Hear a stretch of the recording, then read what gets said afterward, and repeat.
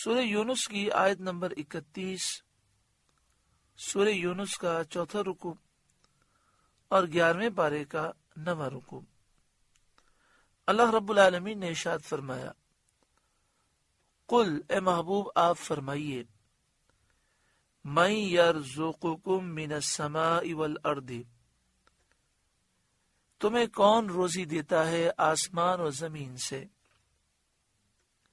آسمان سے بارش برسا کر اور زمین سے سبزہ اگا کر، پھل پھول پودے فصلیں، ان کے ذریعے اناج پھل سبزیاں اگتی ہیں۔ اے محبوب آپ فرمائیے، تمہیں کون روزی دیتا ہے آسمان و زمین سے؟ ام من یملک السمع والابصار، یا کون مالک ہے کان اور آنکھوں کا؟ یہ آنکھیں، یہ کان، یہ ساری چیزیں، یہ حواس تمہیں کس نے دیے ہیں؟ کس نے یہ عجائب تمہیں عنایت کیے ہیں؟ انہیں مدتوں کون محفوظ رکھتا ہے؟ وَمَن يُخْرِجُ الْحَيَّ مِنَ الْمَيِّتِ، اور کون نکالتا ہے زندہ کو مردے سے؟ وَيُخْرِجُ الْمَيِّتَ مِنَ الْحَيِّ، اور نکالتا ہے مردہ کو زندے سے، انسان کو نطفے سے اور نطفے کو انسان سے، پرندے کو انڈے سے اور انڈے کو پرندے سے، مومن کو کافر سے اور کافر کو مومن سے، عالم کو جاہل سے اور جاہل کو عالم سے۔ انسان زندہ ہے، اس سے نطفہ نکلتا ہے جو کہ بظاہر مردہ ہے، نطفہ مردہ ہے، اس سے انسان پیدا ہوتا ہے جو زندہ ہے۔ پرندہ زندہ ہے، اس سے انڈا نکلتا ہے جو کہ بظاہر مردہ ہے، بظاہر انڈا مردہ ہے، اس سے پرندہ پیدا ہوتا ہے جو زندہ ہے۔ مومن زندہ ہے، کافر مردہ ہے۔ مومن کے گھر پر بسا اوقات اولاد کافر پیدا ہوتی ہے، اور کافر والدین کے گھر پر بسا اوقات مومن پیدا ہو جاتا ہے۔ حضرت معروف کرخی رحمت اللہ تعالی علیہ عیسائی گھرانے میں پیدا ہوئے، لیکن آپ کو اللہ تعالی نے پیدائشی طور پر ولایت عطا فرمائی، اور آپ شرک سے اور عیسائیت سے ہمیشہ دور رہے۔ 3-4 سال کی عمر میں آپ نے گھر والوں کو چھوڑ دیا، اور حضرت امام علی رضا کے ہاتھ پر آپ نے اسلام قبول کر لیا۔ پھر آپ نے عبادتیں، ریاضتیں کی۔ اللہ تبارک و تعالی نے آپ کی دعا کے صدقے میں آپ کے پورے گھرانے کو اسلام کی دولت عطا فرمائی۔ حضرت نوح علیہ السلام اللہ کے نبی ہیں، لیکن ان کا ایک بیٹا، وہ بظاہر اپنے آپ کو مسلمان ظاہر کرتا تھا لیکن دل سے منافق تھا۔ آگے ارشاد فرمایا، وَمَن يُدَبِّرُ الْأَمْرَ، اور کون تمام کاموں کی تدبیر کرتا ہے؟ فَسَيَقُولُونَ اللَّهُ، تو اب کہیں گے کہ اللہ، اور اس کی قدرت کاملہ کا وہ اعتراف کریں گے، اور اس کے سوا کچھ چارہ نہ ہوگا۔ فَقُلْ أَفَلَا تَتَّقُونَ، تو اے محبوب آپ فرمائیے تو کیوں نہیں ڈرتے؟ اس کے عذاب سے کیوں نہیں ڈرتے؟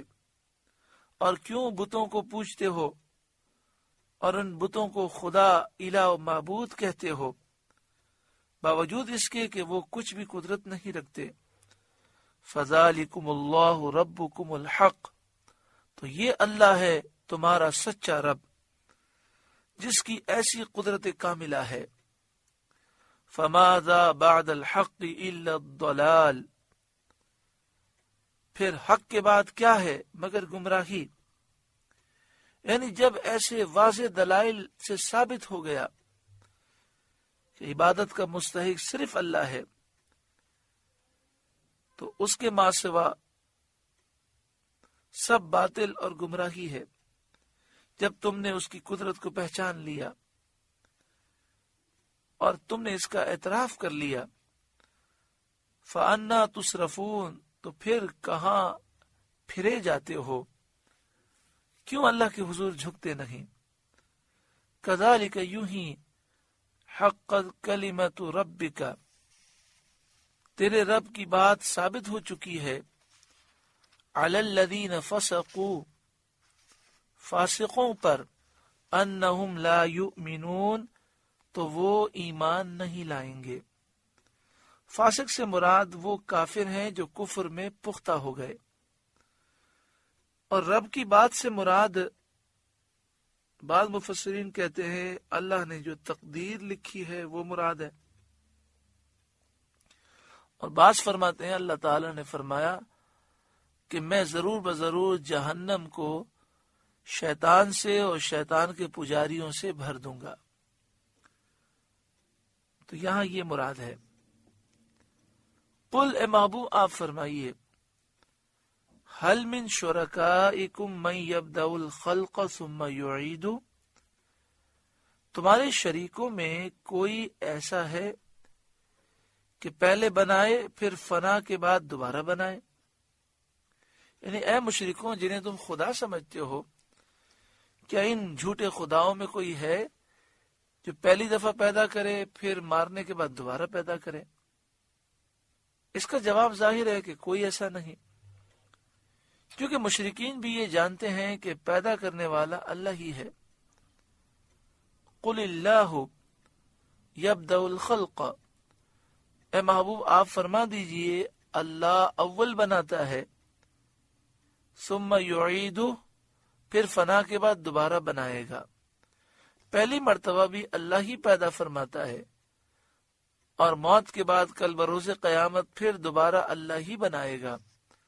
फ़अन्ना तुफ़कून, तो कहाँ औंधे जाते हो? ऐसी रोशन दलीलें कायम होने के बाद भी सीधे रास्ते से दूर क्यों जाते हो? कुल ए महबूब आप फरमाइए, हल मिन शुरकाइकुम मन यहदी इलल हक़, तुम्हारे शरीकों में यानी झूठे खुदाओं में कोई ऐसा है कि हक की राह दिखाए, यानी वो हुज्जतें कायम करे, दलाइल कायम करे, रसूल भेजे, किताबें नाजिल करे, मुकल्लफीन को अकल और नजर अता फरमाए? इसका वाज़ेह जवाब यह है कि कोई नहीं। कुलिल्लाहु यहदी लिल हक़, तो ए महबूब सल्लल्लाहु अलैहि वसल्लम आप फरमाएं कि अल्लाह हक की राह दिखाता है। अफमन यहदी इलल हक़्क़ि अहक्कु अन युत्तबअ अम्मन ला यहदी इल्ला अन युहदा, तो क्या जो हक की राह दिखाए उसके हुक्म पर चलना चाहिए या उसके हुक्म पर चलना चाहिए जो खुद ही राह ना पाए जब तक राह ना दिखाया जाए? अफमन यहदी इलल हक़्क़ि अहक्कु अन युत्तबअ अम्मन ला यहदी इल्ला अन युहदा, यानी जैसे तुम्हारे झूठे खुदा बुत हैं, किसी जगह जा नहीं सकते जब तक कि कोई उठा ले जाने वाला उन्हें उठाकर न ले जाए, और न किसी चीज की हकीकत को समझते हैं और न हक की राह को पहचानते हैं, बगैर इसके कि अल्लाह ताला उन्हें जिंदगी, अकल और इदराक दे। तो जब उनकी मजबूरी का ये आलम है तो वो दूसरों को क्या राह बता सकेंगे? ऐसों को खुदा बनाना, माबूद बनाना, इनका मुती बनना कितना बातिल और बेहुदा है। फमा लकुम कैफ तहकुमून, तो तुम्हें क्या हुआ, कैसा हुक्म लगाते हो और इन झूठे खुदाओं को तुम खुदा समझते हो, इन बेजान पत्थरों को।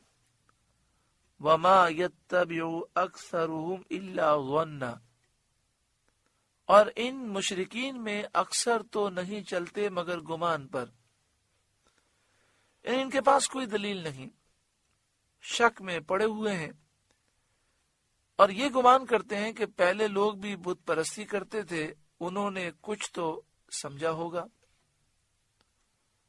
इन्ना ज़न्न ला युगनी मिनल हक़्क़ि शैआ, बेशक गुमान हक का कुछ काम नहीं देता। یعنی گمان حق کے مقابلے میں کوئی حیثیت نہیں رکھتا۔ ان اللہ علیم بما یفعلون، بے شک اللہ ان کے کاموں کو جانتا ہے۔ وما کان ھذا القرآن ان یفترى من دون اللہ، اور اس قرآن کی یہ شان نہیں کہ کوئی اپنی طرف سے بنا لے اللہ کے اتارے بغیر۔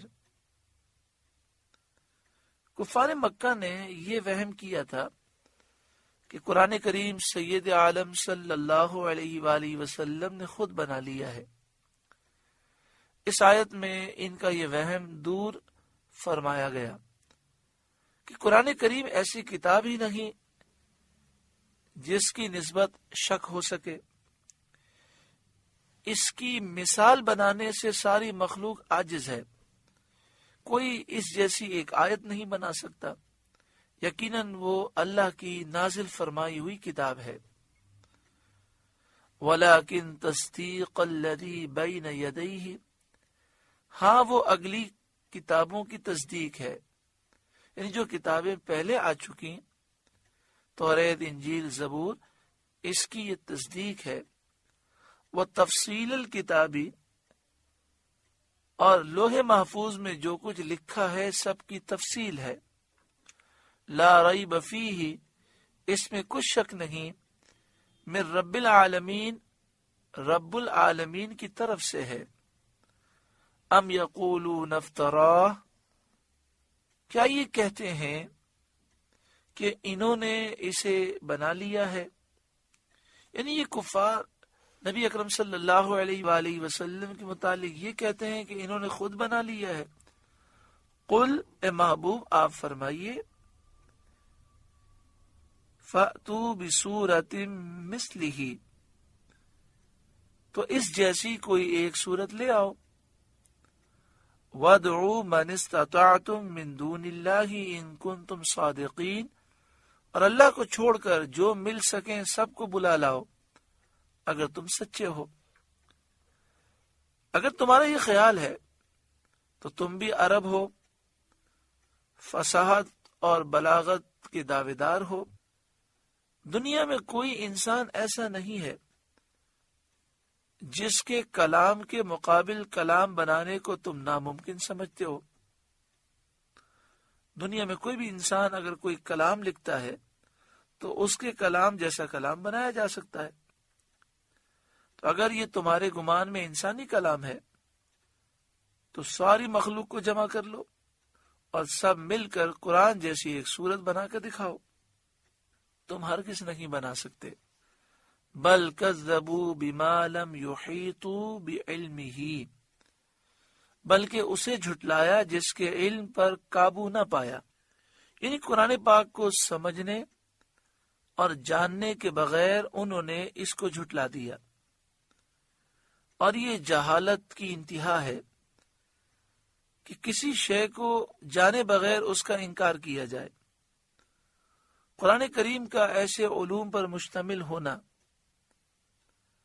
جس کا اہل علم اور اہل عقل احاطہ نہیں کر سکتے، اس کتاب کی عظمت اور جلالت کو ظاہر کرتا ہے۔ تو ایسی اعلیٰ علوم والی کتاب کو ماننا چاہیے تھا، لیکن ان لوگوں نے انکار کر دیا۔ وَلَمَّا يَأْتِهِمْ تَأْوِيلُهُ، اور ابھی انہوں نے اس کا انجام نہیں دیکھا ہے، یعنی اس عذاب کو نہیں دیکھا جس کی قرآن پاک میں وعیدیں ہیں۔ كَذَلِكَ كَذَّبَ الَّذِينَ مِن قَبْلِهِمْ، ایسے ہی ان سے پچھلے لوگوں نے جھٹلایا تھا۔ عناد، بغض اور حسد اور دشمنی کی وجہ سے انہوں نے اپنے رسولوں کو جھٹلایا۔ رسولوں کے معجزات اور ان کی نشانیاں دیکھ کر انہوں نے تدبر سے کام نہیں لیا بلکہ جھٹلا دیا۔ فانظر کیف کان عاقبۃ الظالمین، تو دیکھو ظالموں کا انجام کیسا ہوا، اور پہلی امتیں اپنے انبیاء کو جھٹلا کر کیسے کیسے عذابوں میں مبتلا ہوئیں۔ تو نبی اکرم صلی اللہ علیہ وآلہ وسلم کو جھٹلانے والے جتنے ہیں انہیں عبرت حاصل کرنی چاہیے۔ وَمِنْهُمْ مَنْ يُؤْمِنُ بِهِ، اور ان میں کوئی اس پر ایمان لاتا ہے، یعنی اہل مکہ میں سے کوئی نبی کریم صلی اللہ علیہ وآلہ وسلم پر ایمان لایا، وَمِنْهُمْ مَنْ لَا يُؤْمِنُ بِهِ، اور ان میں کوئی اس پر ایمان نہیں لاتا، وَرَبُّكَ أَعْلَمُ بِالْمُفْسِدِينَ، اور تمہارا رب فساد کرنے والوں کو خوب جانتا ہے۔ جو دشمنی کی وجہ سے، اناد اور بغض کی وجہ سے ایمان نہیں لاتے اور کفر پر اصرار کرنے والے ہیں، اللہ تعالیٰ انہیں خوب جانتا ہے۔ سورہ یونس کا 4 رکوع مکمل ہوا۔ یہاں بے شمار نصیحتیں اور نور ہیں۔ ہم اللہ تعالیٰ سے دعا کرتے ہیں کہ اللہ تعالیٰ ہمیں حق کو سمجھنے کی توفیق عطا فرمائے، حق کو قبول کرنے کی توفیق عطا فرمائے، اور حق کی راہ پر ہمیں چلنے کی توفیق عطا فرمائے، ہمیں نفس و شیطان کے وار سے بچائے۔ ہم اپنے ذہنوں سے اس بات کو نکال دیں کہ لوگ کیا کہیں گے، معاشرے کو دیکھ کر چلنا ہے، بس ایک ہی فکر اللہ کرے آ جائے کہ میرا رب مجھ سے راضی ہو جائے، میرے محبوب راضی ہو جائیں۔ اللہ ہمیں اخلاص کے ساتھ نیک صالح اعمال اختیار کرنے کی توفیق عطا فرمائے، ہر برائی سے ہمیں نجات عطا فرمائے، آمین بجاہ سید المرسلین صلی اللہ علیہ وآلہ وسلم۔ آپ سے گزارش ہے کہ قرآن کے اس پیغام کو آگے پہنچا کر ثواب جاریہ حاصل کریں۔